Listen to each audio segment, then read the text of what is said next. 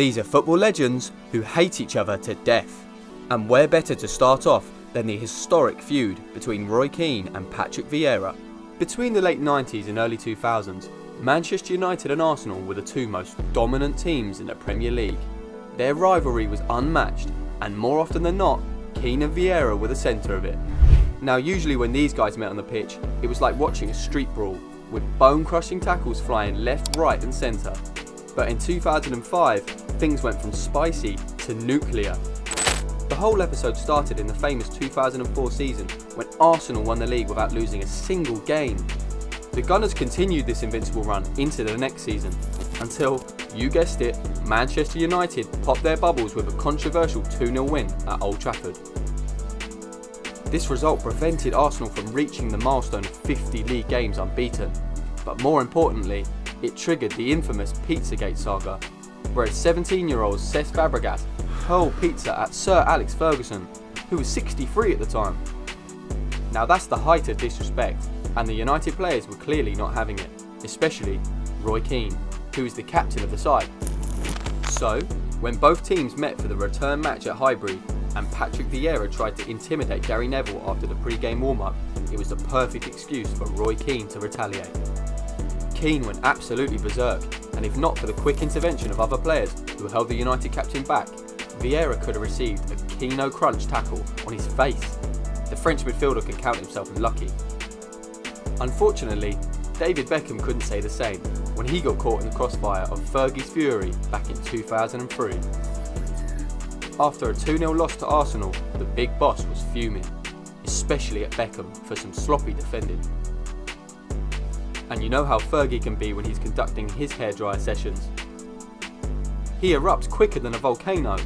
Well, in this case, witnesses confirm that the gaffer was effing and blinding, and it probably would have ended at that. But Beckham decided to join the shouting contest, and a few seconds later a flying boot went straight from the manager's leg towards Beckham.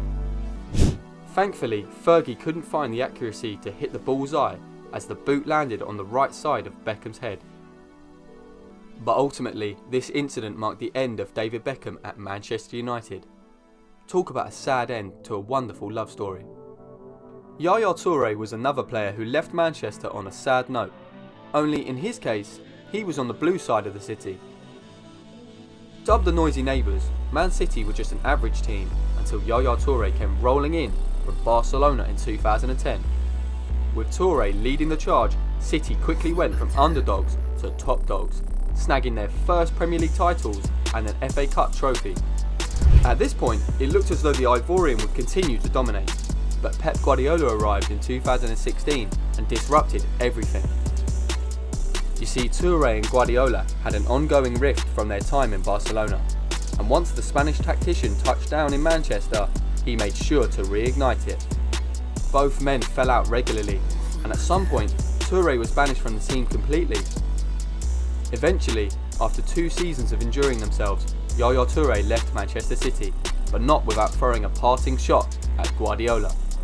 He stole my farewells with City, a club where the fans are beautiful. I would have liked to leave with the emotion of this club, as could Iniesta or Buffon, but Pep prevented me.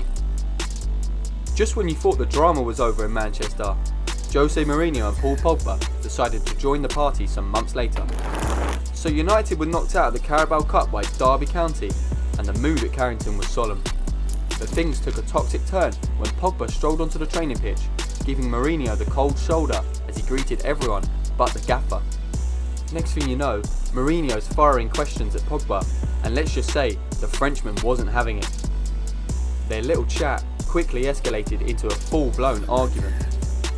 Thankfully, the situation was brought under control, and nobody got a boot to the face.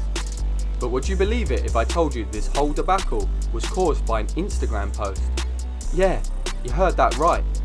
An Instagram post actually led to an argument between a player and a manager in the Premier League. Can you even believe that? Once upon a time, Zlatan Ibrahimovic, the human lion of football, and Romelu Lukaku were friends while playing for Manchester United. They even shared a pitch on different occasions until Ibrahimovic left the club in 2018. Lukaku would also leave United 1 year later, but destiny had other plans. bringing them back together in the streets of Milan, one wearing the blue and black of Inter, and the other donning the red and black of AC Milan. Now, you know the rivalry between these Milanese giants runs deep, and when they faced off in the 2021 Coppa Italia, sparks were bound to fly. During the match, Lukaku got into it with a young AC Milan player, and when Ibrahimovic tried to cool things down, Lukaku wasn't having it. But the Lion roared, giving Lukaku a piece of his mind. But the Belgian striker wasn't about to back down, reportedly firing off some heated threats of his own. With tension soaring, it looked like a showdown was brewing in the tunnel, but team officials were able to avert the impending disaster. I'm sure by now you're wondering how we've come this far in the video without mentioning Luis Suarez. Known for his biting antics, Suarez found himself in hot water once again during a Premier League clash against Manchester United. But this time, it wasn't his teeth causing trouble, it was his tongue. Yep, Suarez was accused of using the N-word against Patrice Evra, sparking outrage both on and off the pitch. Pundits were quick to label him as a racist, igniting a firestorm of controversy. Suarez, of course, pleaded his innocence, but the FA wasn't buying it. They slapped him with an 8-match ban and a 40 grand fine. But did that stop him from continuing his rogue behaviour? No. Just a few months later, Suarez refused to shake Evra's hand before a game between United and Liverpool. What a guy. But if you think Suarez's antics are wild, just wait till you hear about how Kevin De Bruyne and Thibaut Courtois turned enemies after some off-the-field drama. Once upon a time, these two were inseparable as national teammates for Belgium. But in 2014, their bond shattered into a million pieces when rumours surfaced that Courtois had a fling with De Bruyne's girlfriend, while they were still a thing. Fans were hoping that this was just a rumour, but their hopes were ultimately dashed when Caroline Lignon, the girl at the centre of the controversy, confirmed that it was indeed true. To add salt to the injury, she spilled the beans that Courtois treated her better in one night than De Bruyne did in 3 years. De Bruyne would spend the rest of his career seeking revenge. Fast forward to June 2023, when fate finally gave him the chance for payback. Manchester City faced off against Real Madrid in the Champions League semi-final, and boy, did De Bruyne seize the moment. He scored a cracking goal from outside the box, and City won the game. Talk about sweet revenge served up on a silver platter. It's the kind of comeback that Maxi Lopez could only dream of pulling off against Mauro Icardi. You see, when they first met, Lopez was like Icardi's ultimate idol. They hung up together, and Lopez showered his younger colleague with love and care. It was bromance at its finest, or so Lopez thought.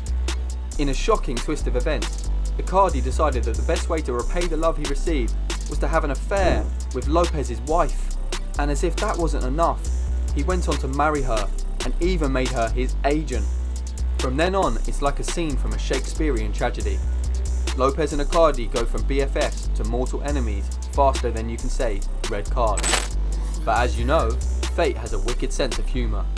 Flash forward to 2014 and they are both on the same pitch, facing off in Serie A. And guess what? Lopez wasn't about to extend any olive branches. He refused to shake Icardi's hand during the pre-game pleasantries and snubbed him throughout the game. But can you blame the guy? I mean, if someone pulled a snake move like that on me, I wouldn't even want to be in the same zip code with them, let alone in the same stadium. As I sign out, I'd like to give a big shout out to all you die-hard fans who stuck around to the final whistle. Be rest assured there's more where that came from, so smash the like button and subscribe to the channel so you don't miss a thing.